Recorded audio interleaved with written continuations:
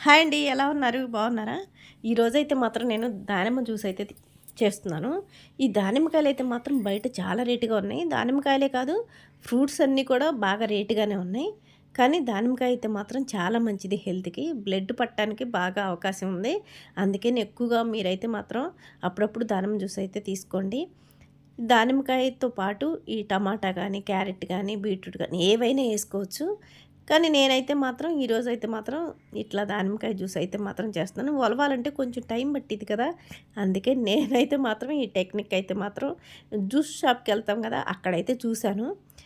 నేను కూడా ట్రై చేద్దామని చెప్పి ఈరోజైతే మాత్రం నేను ఇలా ట్రై చేశాను. ఇంతకుముందయితే మెల్లిగా టీవీ చూసుకుంటూ ఆ దానిమ్మకాయలు ఒలుస్తా కూర్చునేదాన్ని. ఇట్లా కాయ తినటానికి కొంచెం మనకి ఇబ్బందిగా ఉంటది. కానీ ఇలా జ్యూస్ అయితే మాత్రం వెంటనే తాగేయొచ్చు ఇబ్బంది లేకుండా. బ్లడ్ పడిద్ది దానిమ్మ జ్యూస్‌కి. అందుకని నేనైతే మాత్రం ఈరోజు దానిమ్మకాయ జ్యూస్ అయితే మాత్రం చేస్తున్నాను.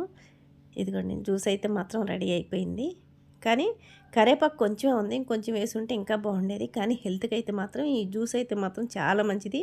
పరగడుపున తాగితే ఇంకా మంచిది. మా బావ అయితే మాత్రం రెడీగా ఉన్నాడు జ్యూస్ తాగడానికి.